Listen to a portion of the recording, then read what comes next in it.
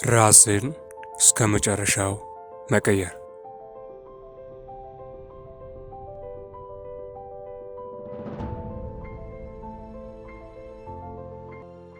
ቤተሰቦቼ እንደምን አላችሁ?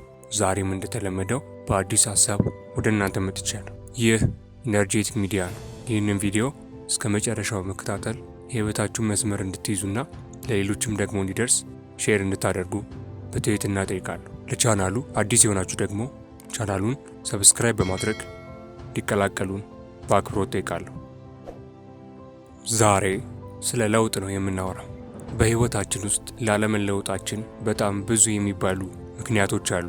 እኔ ያመንኩበትን ነገር መናገር በጣም እፈራለሁ። እኔ እኮ ለስራ አልሆንም፣ ትምህርት አይሆነኝም፣ ቢዝነስማ ለእኔ በጭራሽ አይሆንም እንላለን። ለፍቅር ግንኙነት ማንም አይፈልገኝም፣ እኔማ አልሆንም ባክህ፣ ለትዳር አልሆንም ብለን ለራሳችን እነግራለን። ስፖርት መስራትማ ለእኔ አይሆንም፣ በጠዋት መነሳት፣ አረ እኔ ጠዋት ሰው አይደለሁም፣ ማንበብ በጭራሽ የማልወደው ነገር ነው እንላለን። ሁልጊዜ ላለመለወጣችን በጣም ብዙ ምክንያቶች አሉ፣ ሰበቦች አሉ። አቅም አጥተህ እኮ አይደለም። ከዚህ በፊት ቆራጥ ሆነህ በህይወት ላይ ብዙ ነገሮችን ለውጠሃል። አሁን ግን ከብዶ ሊሆን ይችላል።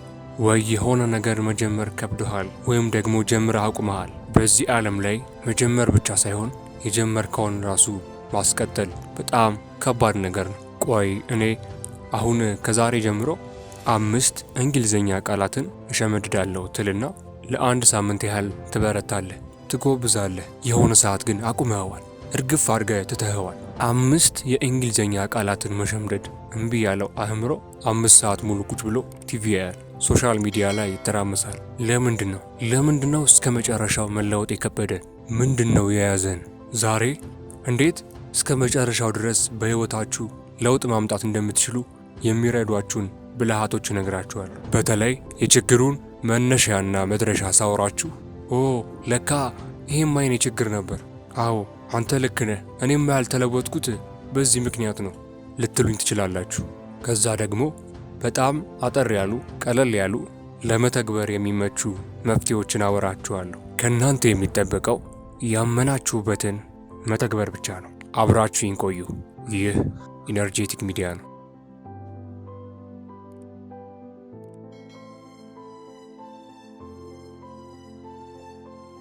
እንዳንለወጥ ካደረጉን ምክንያቶች መካከል የመጀመሪያው ፍርሃት ነው። አንዳንድ ሰው እንደሚሳካለት ቢያውቅም ያለውን አቅም ቢረዳም ይፈራል። ባይሆንልኝስ፣ ባይሳካስ፣ እንዲህ ቢገጥመኝስ፣ የሰዎች መሳቂያና መሳለቂያ ብሆንስ ይላል። የብዙ ሰው ህልም ተዳፍኖ የቀረው በፍርሃት ምክንያት ነው። እንደሚያዋጣህ ብታውቅም ቢዝነሱን ግን አትጀምረው። ብትወዳትም አትነግራትም። ብታምንበትም ያመንከውን ነገር ግን በጭራሽ አታደርገው። ህይወት ላይ አትተገብርም። ስለዚህ በጭራሽ አትለወጥም። ባለህበት ቆመ ቀርተሃል። ፍርሃት ይዞሃል። በተለይ ደግሞ መሳሳትን በጣም ትፈራለህ። ብዙ ሰዎች ጋር ያለ ችግር ነው። ፈራው ማለት ግን በጭራሽ አንፈልግም። ብዙ ሰበብ አለ። አይ ነገሮች እኮ አይመቻቹም፣ አይ አሁን ያለው ሁኔታ ያሰራል ብለህ ነው እንላለን። ለፍርሃታችን የሆነ ሽፋን እንሰጠዋለን። ሌላኛው ከፍርሃት ቀጥሎ በህይወታችን ለውጥ እንዳናይ ያደረገን ነገር መጠራጠር ነው። ጥርጣሬ። አንድን ነገር እርግጠኛ ካልሆንበት በስተቀር ያንን ነገር አንጀምር። በቃ ጭንቀት አንወድም። ከምቾታችን መውጣትና መላቀቅ አንፈልግም። በተለይ ደግሞ የሚያጠራጥር ጉዳይ ከሆነ አረ ቢቀርብኝስ እንላለን። ስፖርት ሰርቼ አሁን እኔ ምን ልቀይር ነው እንዴ? ምን ልጨምር ነው? ደሞዜ ትንሽ ነው። አሁን ታዲያ ይህንን ቆጠብኩ አልቆጠብኩ ምን ልጨምር ነው? ቀውስ ምን ልገዛበት ነው? ተጠራቅሞስ ምን ሊሆን ነው እንላለን። በጥቂቱ የታመነ በብዙ እንደሚሾም እንዘነጋለን። ስለዚህ ሁልጊዜም እንጠራጠራለን፣ እርግጠኛ አይደለንም። ያመንበትን ነገር አናደርግም። ግን እኮ መለወጥ ዋጋ እንደሚያስከፍል ሁሉ ምቾትም እንደሚነሳ ሁሉ አለመለወጥም ዋጋ ያስከፍላል። ምርጫው ግን ያንተ ነው። ከመጠራጠር ቀጥሎ በህይወታችን እንዳንለወጥ የያዘን ነገር ዓላማችንን አለማወቅ ነው። አንዳንድ ሰው አቅም አለው፣ በጣም ጎበዝ ነው፣ ቆራጥ ቢሆንም የራሱን ብቻ ሳይሆን የቤተሰቦቹን የሚወዳቸውን ሰዎች ህይወት መቀየር ይችል ነበር፣ ግን ዓላማውን አያውቅም። ስለዚህ ይህንን ሰው ካለ ቦታው ታገኘዋለህ፣ ሲባክን ታገኘዋለህ። አይቀየርም። ጊዜውን፣ አቅሙን፣ ጉልበቱን በቃ በሁሉም ነገር ብኩን ሲሆን ታየዋለህ። ምክንያቱም ዓላማውን አያውቅም። መኪና ምን እንደሆነ ለማያውቅ ሰው ወይም ደግሞ አይቶ ለማያውቅ ሰው ብትሰጠው የከተማ እንስሳ ሊመስለው ይችላል። ስልክ አይቶ ወይም ደግሞ ነክቶ ለማያውቅ ሰው ብትሰጠው የቤቱ ግድግዳ ላይ ወስዶ ሊሰቅለው ይችላል። አየህ፣ ዓላማህን ካላወቅ ዕቃ እንኳን ታባክናለህ። የራስህን ዓላማ ደግሞ ካላወቅ ብኩን ነው የምትሆነው። ታዲያ ምን ይሻላል? አሁን ካወሯችሁ ከሶስቱ ማለትም ከፍርሃት፣ ከመጠራጠር እንዲሁም ዓላማን ካለማወቅ አንዱ ወይም ሁለቱ ወይም ደግሞ ሶስቱም የእኛ ችግሮች ሊሆኑ ይችላሉ። ልክ ነህ። እኔ እኮ እንዳልለወጥ ያደረገኝ ፍርሃቴ ነው፣ መጠራጠሬ ነው። አንድ ነገር እርግጠኛ ካልሆንኩ አልጀምርም፣ ዓላማዬንም አላውቅም ልትሉ ትችላላችሁ። ምን ማድረግ እንዳለብን ደግሞ አሁን አጭር መፍትሄዎችን እነግራችኋለሁ።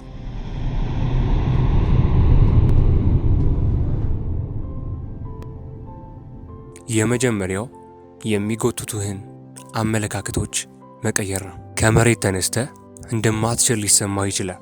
ወይ ካስተዳደግ አሊያም ከመጣህበት የህይወት መንገድ ብዙ ነገሮች ሊጎትቱ፣ ብዙ ምክንያቶች ሊኖሩ ይችላሉ እንደማትችል እንዲሰማህ ያደረጉ። እኔ ይህንን አልችልም፣ ይህንን እችላለሁ፣ ይህ ነገር ይሆናል፣ ይሄ ደግሞ አይሆንም ልትል ትችላለህ። ብዙ ነገሮች ኋላ የሚያስቀሩ፣ ፈሪ የሚያደርጉህ፣ እንዳትሞክር፣ እንዳትለወጥ እስርስር አድርገው የያዙህ አመለካከቶች ይኖራሉ። አንዳንድ ሰው እኔ በጭራሽ ደስተኛ ለመሆን አልተፈጠርኩም ብሎ የሚያምን ሰው አለ።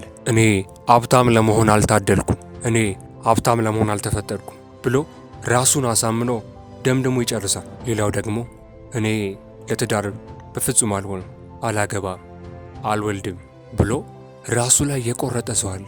የገንዘብ የእውቀት ሳይሆን የአስተሳሰብ ድሃ ልንሆን እንችላለን። ይህን አስተሳሰብ ሳንቀየር ደግሞ በሕይወታችን ለውጥ እንዲመጣ መጠበቅ አይቻልም።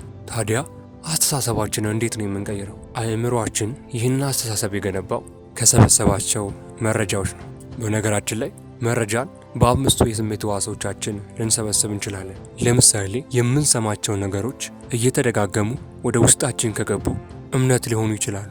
ለምሳሌ ቤተሰቦቻችን ውስጥ የእኛ ቤተሰብ እኮ ለስራ አይሆንም፣ ለትምህርት አይሆንም፣ ለቢዝነስ አይሆንም ሲሉ ከሰማህ እኔስ ከነሱ በምን እለያለሁ? ከነሱ የተለየ ዕጣ ፈንታ እኮ የለኝም ብለን ራሳችን ላይ የሆነ ጫና እናሳድራለን። ስለዚህ ቢዝነስ አትሞክርም ማለት ነው።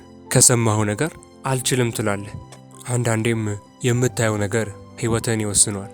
ብዙ ነገር ሞክረው ያልተሳካላቸውን ሰዎች ማየት ትጀምራለህ። ሞክረው የከሰሩ፣ ትዳር ውስጥ ገብተው በፍቺ የደመደሙትን፣ ደስተኛ ያልሆኑ ሰዎችን በዙሪያ ታይና እኔስ ከነሱ የተለየ ምን እድል አለኝ ብለህ ለራስህ ከባድ የሆነ ውሳኔን ትወስናለህ። በዚህ ምክንያት ራስ ላይ አሳስሮ ተብትቦ ቁጭ የሚያደርግ አስተሳሰብ ትገነባለህ። የምታየው የምትሰማው ነገር አስተሳሰብህን ይወስኗል። ወደ አእምሮህ የሚገባው መረጃ ካልተቀየረ አንተ አትቀየርም። የተሻለ ነገር ካላየህ፣ የተሻለ ነገር ካልሰማህ እንዴት ነው የተሻለ ሰው ልትሆን የምትችለው?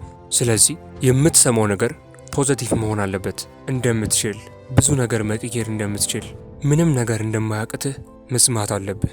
የምታየው ነገር ከአንተ በፊት የምትፈልገውን ነገር ያሳኩን ሰዎች፣ እነሱ ካሳኩ እኔ ምን ያቅተኛል የሚያስብሉን ሰዎች፣ እነሱ ከዛ ከባድ የህይወት ምስቅልቅል፣ ከዛ ከባድ ሁኔታ ከወጡ እኔስ እንዴት ከእነዚህ አይነት ነገር ውስጥ መውጣት ያቅተኛል ብለህ ራስህን ማሳመን አለብህ። ጥሩ ስሜት የሚሰጥህ የሚያበረታህን ጉልበት የሚሰጥህን ነገር ማየትና መስማት አለብህ። ከዛ አእምሮ ውስጥ የምታስበውን ነገር ፍርሃትህ በድፍረት ሲተካ፣ ብዙ ነገሮች ላይ የምትፈልገውን ስታሳካ፣ ደስተኛ ስትሆን፣ ያመንክበትን ነገር ስታደርግ፣ ብዙ ነገሮች ስትቀይር በአእምሮ ማሰብ ትጀምራለህ። አየህ፣ አሁን አስተሳሰብ መቀየር ይጀምራል። ለምን? የምታየው፣ የምትሰማው፣ የምታስበው ነገር ተቀይሯል ማለት ነው። ሶፍትዌሩን ቀየርከው። ሃርድዌሩን ደግሞ መቀየር በጣም ቀላል ነው። አየህ፣ አእምሮህ የሚያስበው የሚያሰላስለው ነገር ሲቀየር የሚያደርገው ነገር ይቀየራል። ለምን? ሁሉ ነገርን የሚያዘው አእምሮህ ስለሆነ ነው። አንተ ውስጥ ያለው ነገር በሙሉ የሚታዘዘው በአእምሮህ ነው። እጅህ እንኳን እንጀራ ጠቅልሎ ሊጎርስ የሚችለው አእምሮህ ሲያዘው ነው። በሕይወትም ላይ የምታስበውን የምታደርገውን ነገር እንዲሁም የምታየውን ነገር አንተ ማዘዝ አለብህ። አየህ፣ አንዳንዴ አእምሮህን የሚያጨልመው የምታየው የምታስበው ነገር ሊሆን ይችላል። የምታየውን የምትሰማውን የምታሰላስለውን ነገር መቀየር አለብህ፣ ምክንያቱም አመለካከትህ እንዲቀየር። ሁለተኛው ነገ ምን አይነት ሰው እንደምትሆን እወቅ ይባላል። ተማሪ ከሆንክ ከ5 ወይም ደግሞ ከ10 ዓመት በኋላ ምን አይነት ስራ ነው መስራት የምትፈልገው? በስራም ላይ ደግሞ ካለህ ከ5 ወይም ከ10 ዓመት በኋላ ምን አይነት የስራ ሌቭል ላይ ነው ራስን ማግኘት የምትፈልገው?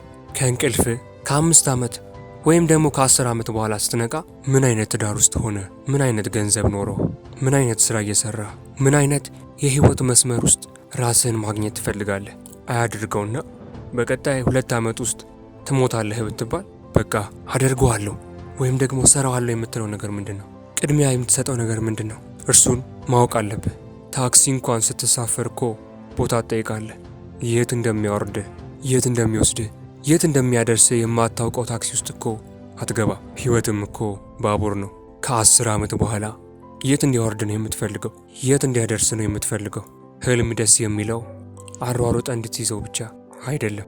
ለህልሙ ስትል አንተ ራስህ ትቀየራለህ። ቁጭ በል፣ ወረቀት አውጣ፣ እስክሪብቶውን ያዝ። እስክሪብቶውን ያዝና የዛሬ 10 ዓመት እንደ ሶስተኛውና ዋነኛው እቅድ አውጣ ይባላል። ህልምና እቅድ በጣም የሚለያዩ ነገሮች ናቸው። ህልም ወይም ደግሞ ራዕይ የረጅም ጊዜ መድረሻህ ነው። እቅድ ደግሞ በዕለት ተዕለት ህይወትህ በየቀኑ የምታደርጋቸውና በህይወት ላይ የምተገብራቸው ነገሮች ናቸው። አየህ፣ ከ10 ዓመት በኋላ እዚህ ደርሳለሁ ብለህ በየቀኑ የሆነ ነገር ማድረግ ካልጀመርክ በቃ ላም አለኝ በሰማይ ወተቷንም ማላይ ነው የምትሆነው። ለምሳሌ ከደሞዜ ላይ 40% አስቀምጣለሁ ካልክ አሁን ደሞዝህ ትልቅ የሚሆን ትንሽ ከመቶ 40 የሚሆነውን ፐርሰንት ታስቀምጣለህ። በቀን ለ30 ደቂቃ ስፖርት እሰራለሁ፣ 1 ሰዓት አነባለሁ፣ 1 ሰዓት እማራለሁ ካልክና እሱን ማድረግ ከጀመርክ ወደ ህልም የሚወስድህን ነገር ጀምረሃል። እቅድ ሲኖርህ ዝም ብለህ አትወስን። በህይወትህ ዝም ብለው ጣልቃ አይገቡም። አንተ ላይ አይወስኑብህም። ምክንያቱም እቅድ አለህ። ስለዚህ ቀንህን እንዴት እንደምትጠቀምበት እቅድ አውጣ። ገንዘብህን እንዴት እንደምታስቀምጥ፣ እንዴት እንደምታደርገው እቅድ አውጣ። አንተ እቅድ ስታወጣና መንቀሳቀስ ስትጀምር ፈጣሪ የማይቻል የሚመስለውን ነገር ማድረግ ይጀምራል። እኔ ደሞዜ ትንሽ ብትሆንም በእቅዴ መሰረት አስቀመጥኩ ስትል የሆነ ሰዓት ትልቅ ለውጥ ታይና በራስ መገረም ትጀምራለህ። አሁን እኔ ከዚህ ተነስቼ እዚህ ደረስኩ ብል ማን ያምነኛል ማለት ትጀምራለህ። በራስ ለውጥ በጣም መደንገጥና መገረም ትጀምራለህ። በትንሹ ካልታመንክ በብዙ ላይ አትሾምም። የ42 ኪሎ ሜትር ማራቶን በአንድ እርምጃ ነው የሚጀምረው። ትልቁ ህልም በአስማት አይደለም የሚሳካው፣ እጅህ ላይ ባለው ነገር ስትጀምር ነው። ህልም ኖሮ እቅድ ከሌለህ ልትንሳፈፍ ትችላለህ። ምንም ወደ ተግባር አትገባም። ስለዚህ በህይወትህ እስከ መጨረሻው ለውጥ ማየት የምትፈልግ ከሆነ እቅድን አውጣ።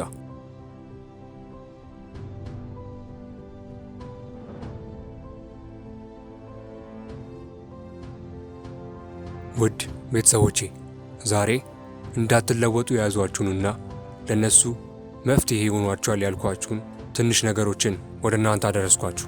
ፍርሃታችሁን፣ መጠራጠራችሁን እንዲሁም እቅድ የሌላችሁም ሰዎች ካላችሁ እነዚህን የነገርኳችሁን ጥቂት ብልሃቶችን ተጠቅማችሁ ወደፊት ህይወታችሁን እስከ መጨረሻው ድረስ መለወጥ እንደምትችሉ እርግጠኛ ነኝ። ውድ ቤተሰቦቼ ይህ ኢነርጄቲክ ሚዲያ ነው። ይህን ቪዲዮ እስከ መጨረሻው ስለተከታተላችሁ አመሰግናለሁ። ቪዲዮን ለሌሎች ደግሞ እንዲደርስ ሼር እንድታደርጉ በትህትና ጠይቃለሁ። ለዚህ ቻናል አዲስ የሆናችሁ ደግሞ ሰብስክራይብ በማድረግ ቤተሰብ እንዲሆኑና በለውጥ መንገድ ላይ እንዲጓዙ በአክብሮት ጠይቃችኋለሁ። ሰላም ሁኑ።